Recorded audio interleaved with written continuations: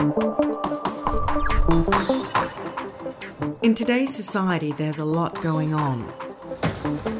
Across Australia, 8.4 million households produce almost 1.5 tonnes of waste each per year. Rarely do we ask what happens to it. Can we separate it? Or better yet, can something be made of that waste?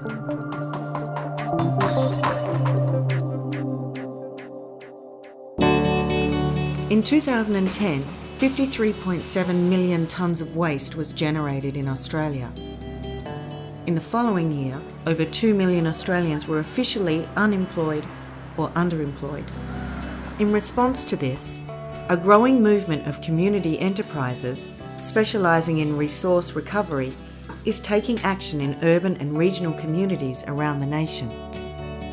In 2012, these enterprises were estimated to have diverted 152,000 tonnes of waste, employed 1,500 people, and contributed over $56 million to the regional economy.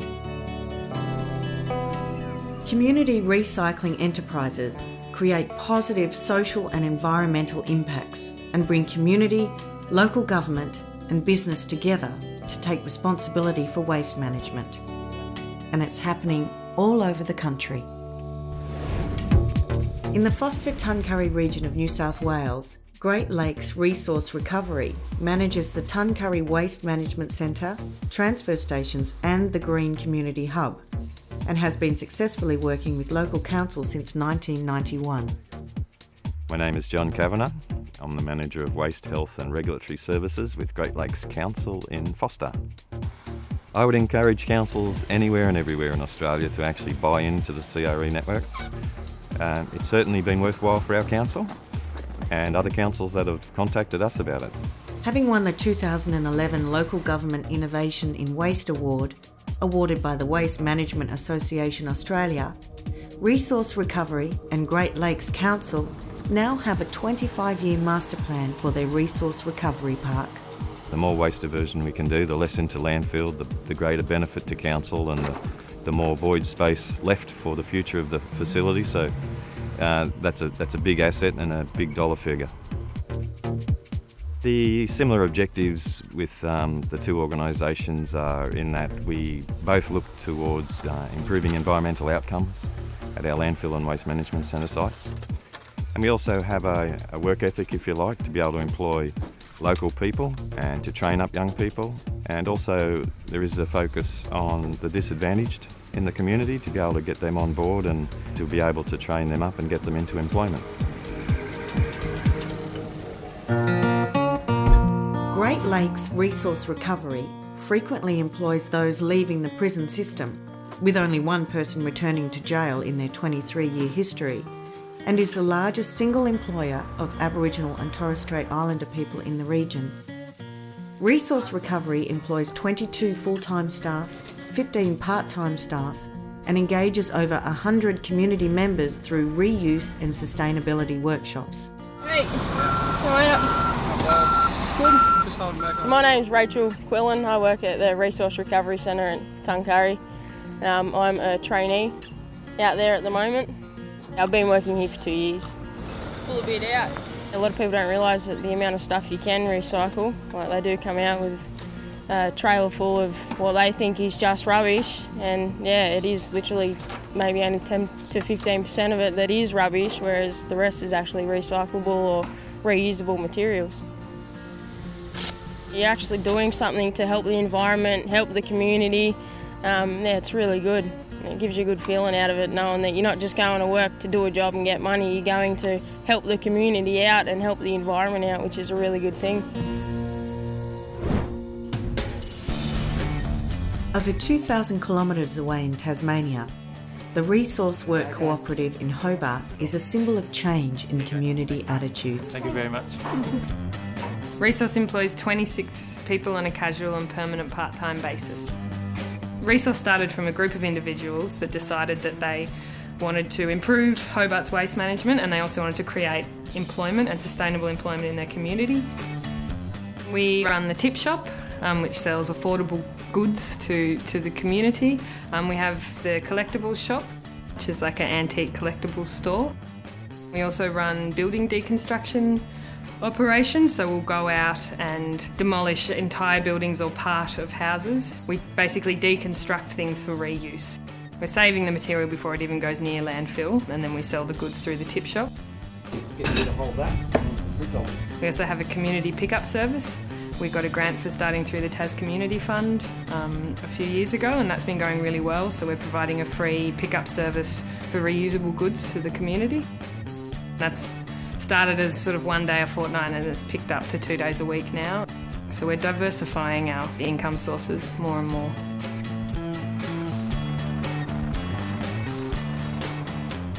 The most important partnership we have at the moment is with the Hobart City Council. We work together very closely to improve Hobart's waste management. That partnership has been key to us successfully running the tip shop and improving resource recovery in Hobart. And yeah, that partnership's been running for about 18 years now. The Endeavour Foundation currently has 38 second-hand stores in Queensland and 2 in New South Wales.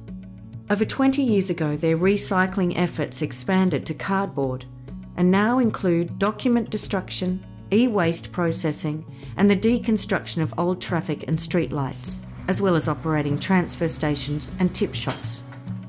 My name's Alison. I work for the Endeavour Foundation. I run the shop on every other Saturday, and then through the week I'm collecting for the Endeavour as well through the gatehouse. It's like Aladdin's cave in here, and even though we're here all the time and we're putting things in, there's things that we don't see that somebody else will see or bring in, and we get some amazing things come through. As people are bringing their rubbish through, because we're in partnership with the council, we get to pull off the recycling that people are bringing through that would normally dump. We bring in here, we break down, or we sell at the shop, and everything we get from recycling goes towards the Endeavour Foundation. Few people donate, but just about everything that you see in this shop is what we've pulled out of people's cars or on the back of their trailers, and because to them it's rubbish, whereas to us, it's gold. In 2011, the average number of long-term unemployed in Australia was 116,000 people, 2/3 of whom were aged 15 to 44 years and in the prime of their working life. In the same year, only 50% of the 2 million working-aged Australians with a disability were employed. CREs such as the Endeavour Foundation help in activating this workforce by employing in excess of 240 staff and supported workers and specialising in employing disabled people from the local community. For people with disabilities, it's wonderful. We have a guy at the weekends, he comes in Saturdays and Sundays, and he will clean the shop, he'll price things up. With Gordon, the same thing, as things are coming in, he'll clean them, price them up, bring them into the shop. If not, he'll break them down, and so it's a wonderful organisation. The benefits of resource recovery to local communities are more than just social or environmental. Joe Barraquette, Associate Professor of Social Enterprise at the QUT Business School, conducted a baseline study of community recycling enterprises in 2012. The study found that as a group, community recycling enterprises are playing a pretty substantial role relative to their size. The direct benefits to local government are multiple in terms of participating in and supporting community recycling enterprises. These are locally owned businesses, so they keep money in the local economy. They are businesses that exist for a social purpose, so they're principally concerned with creating social and environmental outcomes which serve the communities in which they operate. They create employment opportunities for people who are very disadvantaged in the labour market, which is important in terms of local government's responsibilities in the areas of community development and community resilience. They're active in a growing industry in environmental practice and responsibility, and they're usually very good examples for other businesses of good corporate practice in terms of waste minimisation and resource recovery. In some cases, local government have actually partnered with non-profit agencies or community groups to establish the whole business. There are other examples where local government is the primary purchaser or customer of the community recycling enterprise. And so through their processes of procurement, local government can play a significant role in supporting the business development of community recycling enterprises. The Community Recycling Network represents community recycling enterprises all around Australia. CRNA started in 2010. We provide an advocacy lobbying service for our members. We provide opportunities for members to network and to share resources in a non-competitive environment and for the benefit of the membership. For a community recycling enterprise to be successful, it needs to be financially viable. There is value in recovered materials, there is value in the commodities that we sell, and that's generally the main source of income. To address the increased interest by local councils and encourage the growth of community recycling enterprises, Great Lakes Resource Recovery has developed a coaching and consultancy service with the support of the Westpac Foundation. It's our view that every community deserves their own outstanding community recycling enterprise. So if you're a council looking to maximise your diversion rates, we can come in and put systems in place for the same money they're spending now, and you get the social and environmental benefits for the community as well. So when you're preparing your waste management strategy, remember community recycling enterprises can lead to a more productive and prosperous future for your local area. To get started, you can contact the Community Recycling Network Australia or Resource Recovery.